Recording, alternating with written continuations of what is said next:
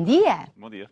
Ora, eu estou aqui a dizer um bom dia, estou feliz, e tu também, porque nós gostamos de estar aqui neste programa e com as pessoas lá em casa a ouvirem-nos, mas o que é facto, Hugo, é que provavelmente se perguntarmos a um pai ou a uma mãe qual é a doença que mais o assusta, a nenhum filho destas doenças mais típicas Sim. e, apesar de tudo, infecciosas. exatamente, infecciosas, a resposta será, em 99% dos casos, meningite. Sim, sem dúvida. A meningite é uma doença que...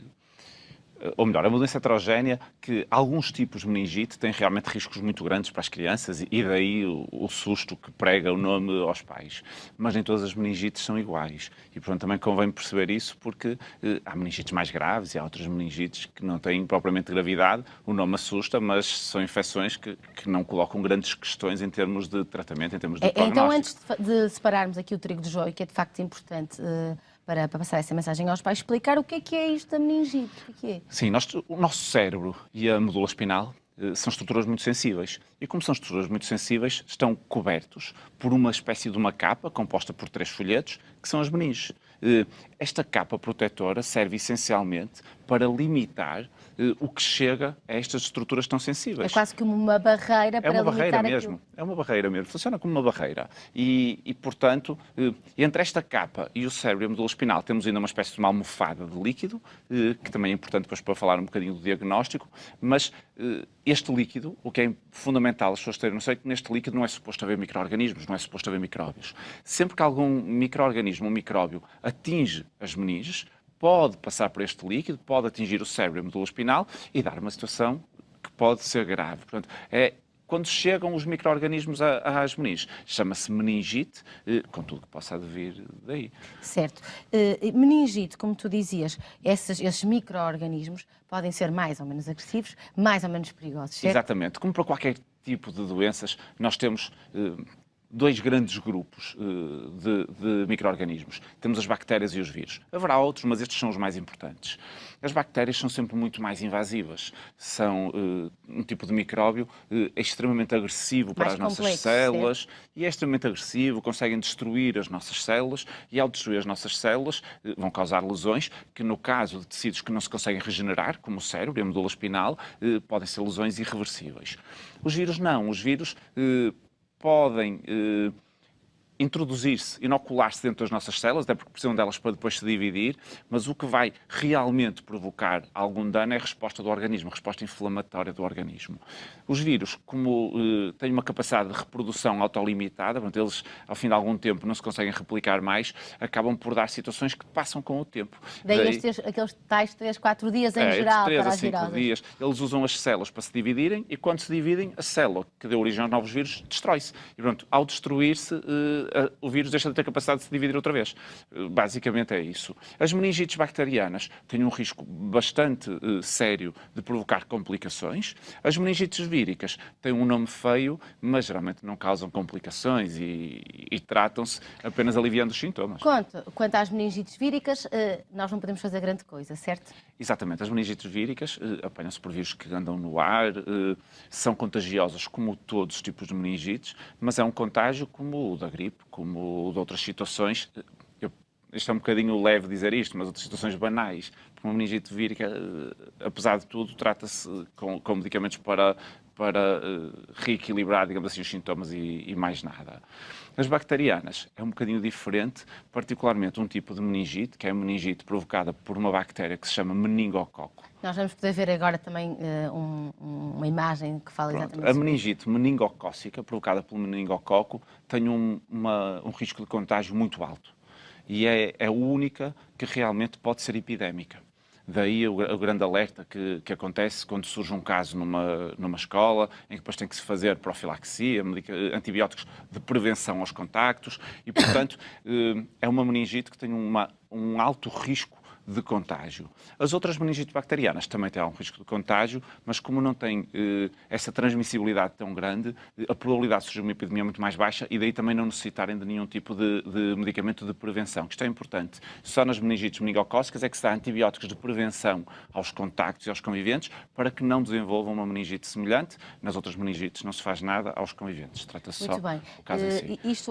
Eu queria falar dos sintomas e dos diagnósticos, mas a conversa está-nos a levar primeiro para falarmos da vacinação.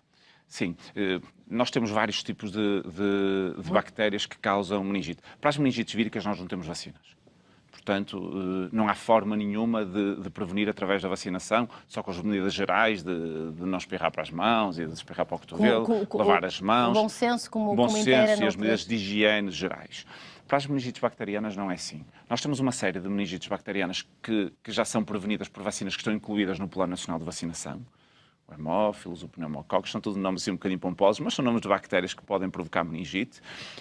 Para o meningococo C era o tipo mais frequente em Portugal e nos países ocidentais até uns anos atrás.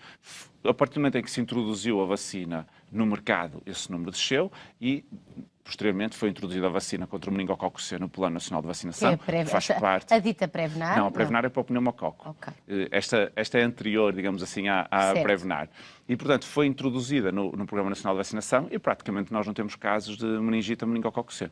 Em Portugal é residual. Exatamente por causa da vacinação. Da vacinação. A importância de vacinar espalha-se bem nestes casos, é uma doença que mata e que tem risco de deixar sequelas. Como já não temos o C, temos outros.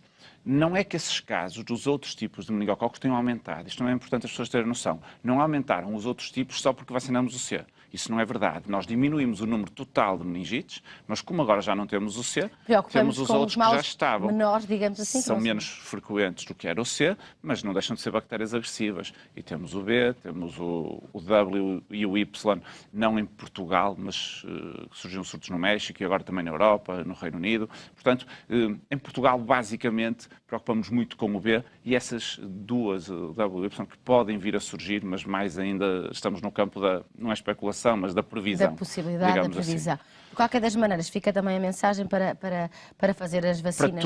Para estes tipos todos existem vacinas que não estão incluídas no Plano Nacional de Vacinação, portanto, terão que ser adquiridas fora do Plano Nacional de Vacinação. Vale a pena fazer. Acho que faz todo sentido, portanto, o conselho que dou sempre aos pais é falarem com os médicos assistentes e perceber a opinião deles, perceber o que é que têm a ganhar com as vacinas, quais são também as dificuldades que podem encontrar, porque são vacinas um bocadinho dispendiosas, e tentar, com o bom senso, sempre que possível, e na minha opinião isto é claro, proteger de doenças que podem ser tão devastadoras como estas. Muito bem. Antes de falarmos, de facto, das consequências destas doenças, falarmos dos sintomas, porque no início pode ser difícil de perceber o que é que se passa, não é? Principalmente estas meningites meningocócicas que podem ser muito fulminantes, digamos assim, até as pessoas utilizavam o termo meningite fulminante.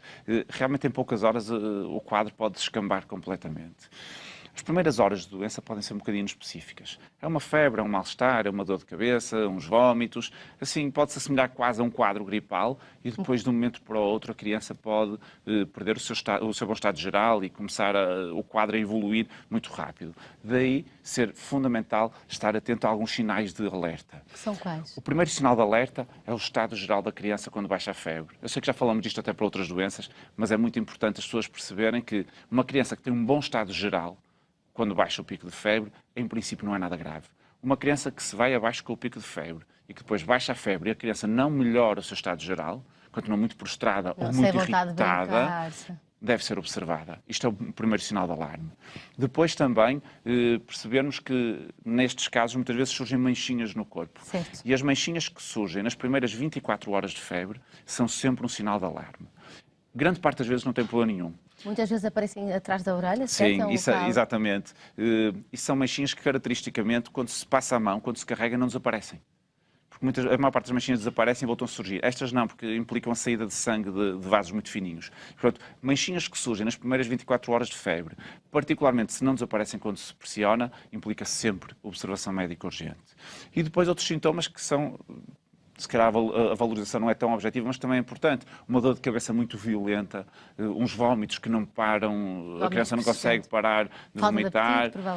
Sim, pronto, a criança claramente não está bem, deve ser observada. Se isto não acontecer, podemos ter algum tempo e dar medicação para ver se melhora. Mas com estes sinais de alarme, implica sempre uma observação médica atempada. Portanto, ir ao médico, ir ao hospital, o que seja. Sim, só para concluirmos e voltarmos aqui à nossa mensagem da vacinação, me parece mesmo importante focar isso aos pais lá em casa. Sim. Quais são as sequelas que uma meningite bacteriana pode deixar E uma viral também, se calhar faz a Sim, as meningites víricas não causam grandes sequelas, salvo situações muito excepcionais não causam sequelas. As meningites bacterianas podem causar.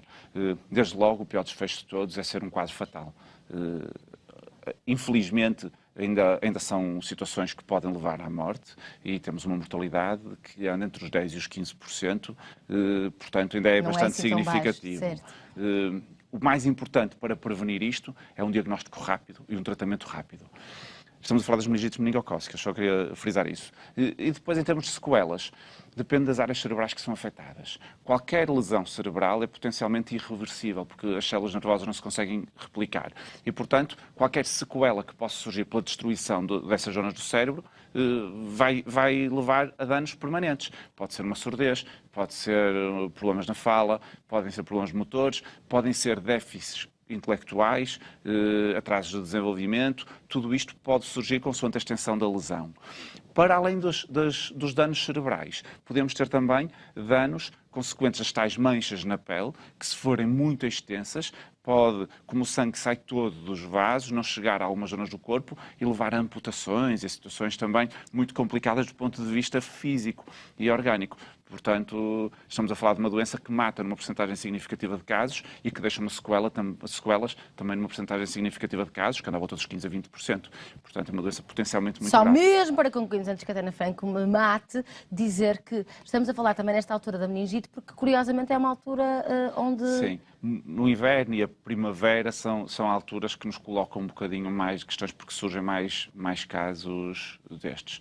Apesar de tudo, e eu gosto sempre de deixar uma mensagem positiva, a meningite não é uma doença muito frequente, felizmente não é uma doença muito frequente, daí a importância das pessoas conhecerem os sinais de alarme para, se surgir algum deles, podemos diagnosticar o mais rápido possível. E o tratamento também, se for precoce, a probabilidade de sucesso é muito alta. E vai ser com certeza, e não vai acontecer nada a ninguém lá em casa. Gostei muito de estar contigo. Igualmente. Muito obrigada.